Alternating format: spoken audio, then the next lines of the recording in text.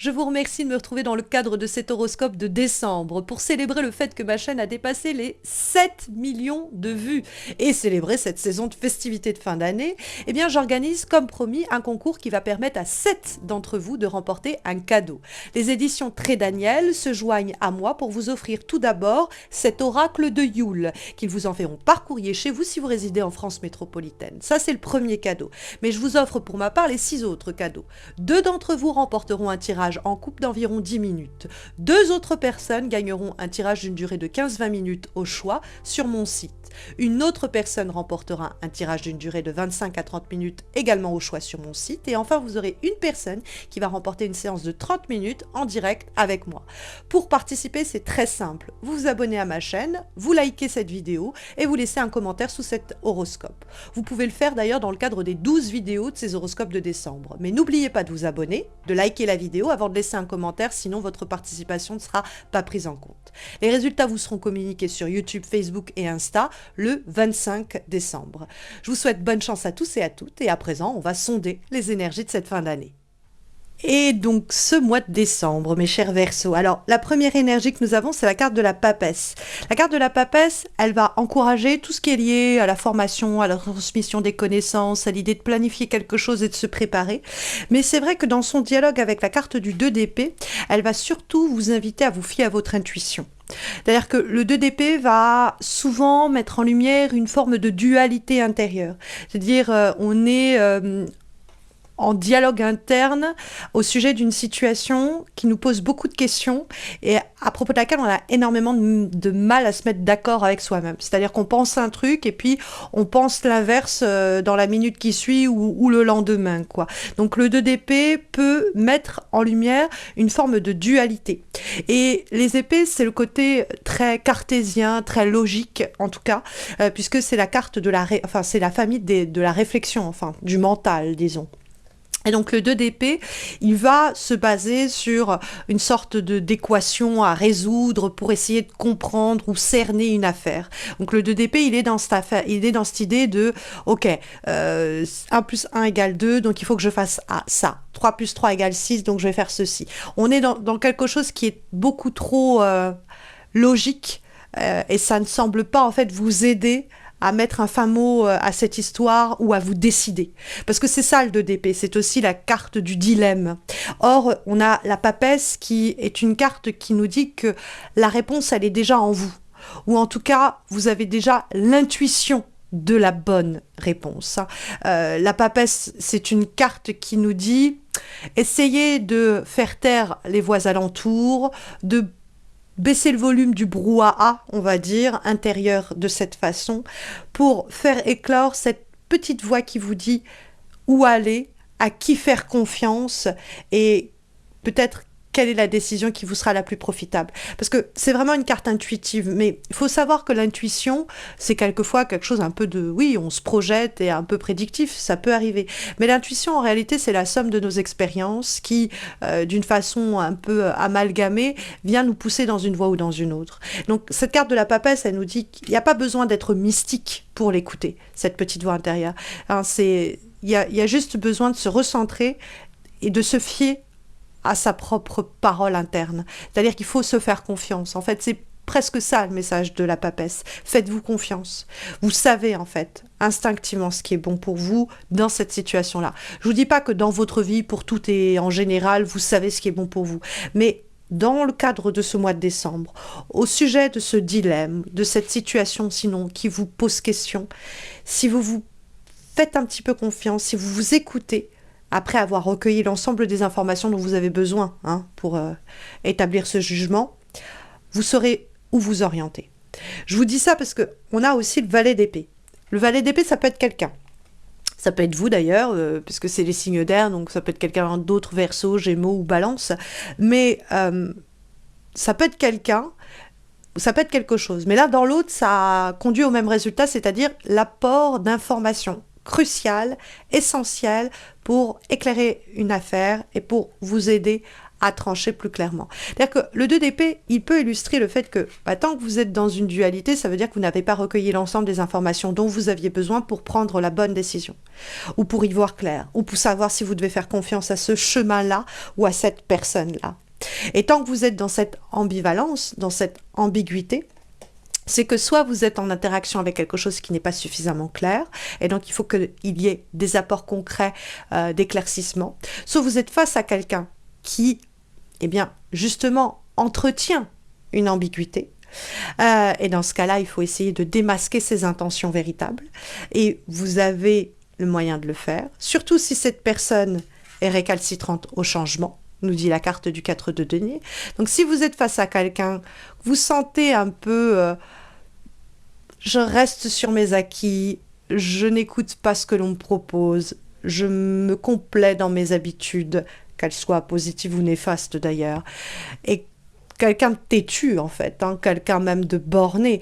Le 4 de denier est très conservateur. C'est pas forcément négatif d'être conservateur, on peut vouloir conserver quelque chose d'équilibre, mais là en l'occurrence dans la globalité de ce tirage, le 4 de denier peut mettre en lumière l'idée de quelqu'un qui résiste au changement, qui est un obstacle peut-être à notre propre changement. Et donc ça peut être éventuellement ce signe d'air, ça peut être vous, c'est pas impossible, de aussi examiner en soi s'il n'y a pas quelque chose qui nous freine et essayer de le comprendre pour l'éjecter. Bien qu'il n'est pas question de faire une révolution en ce mois de décembre, mais de prendre une décision ou d'adopter une attitude éclairée par des informations claires, justes, et par la levée de toute ambiguïté. Parce que sinon, là, vous êtes parti pour un gros quiproquo. C'est-à-dire, faites attention, parce que si vous restez dans ce climat un peu confus, dans un projet ou dans une relation, ça peut faire boule de neige. C'est-à-dire que ce qui n'était pas trop grave au principe peut, avec le temps, prendre de plus en plus d'ampleur et être après difficilement solutionnable. Parce que on est resté dans cette ambiguïté et qu'on n'a pas pris la parole pour essayer de mettre les mots sur les choses. Alors, vous êtes signe d'air, normalement, vous allez y arriver.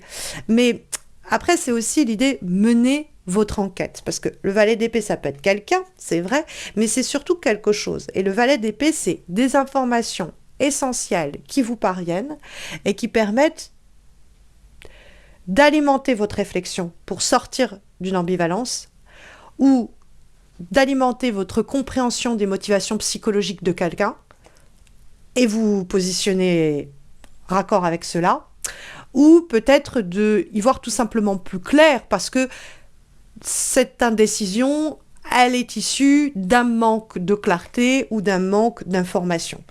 Et donc ça pourrait vous pousser, 4 de denier, à rester vous-même dans cette idée un peu conservatrice de « je bouge pas, le petit doigt, je reste, j'attends de voir ». Et ça pourrait ne pas aider vos affaires.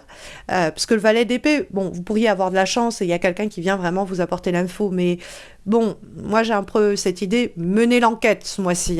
Menez l'enquête pour avoir le fin mot de l'affaire et ensuite être prêt, ou en tout cas prête, préparé à intervenir de la manière la plus adéquate et qui vous permettra de réussir ce que vous entreprenez.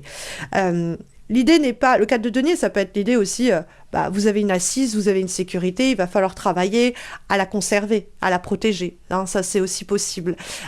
Mais pour ce faire, il faut avoir une vision concrète et claire des éléments qui configurent la problématique, quoi. Et donc, s'il y a des choses qui sont dans l'obscurité, que vous mettez de côté, que vous voulez ignorer ou que l'on vous cache délibérément, ça risque d'induire les fameux malentendus dont je vous ai parlé, et puis maintenir une ambiguïté, une confusion, manque de clarté, et ne pas vous pousser dans la bonne direction ou ne pas prendre la décision la plus éclairée.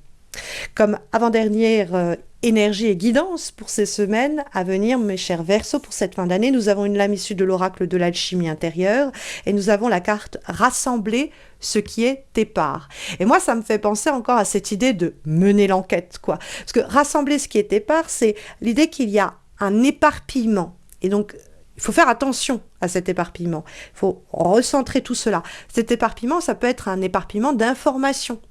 Ou peut-être que nous, on est en train de jongler avec mille et une choses et que faut se recanaliser. Mais pourquoi faire?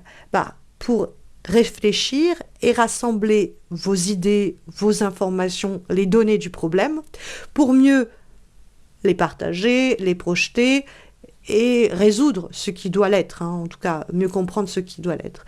C'est vraiment méditer sur les situations même difficiles que vous traversez en décembre, parce que vous avez les outils en vous, PAPES, pour surmonter ces difficultés et pour y voir plus clair, en rassemblant chaque indice qui vous apportera la réponse finale.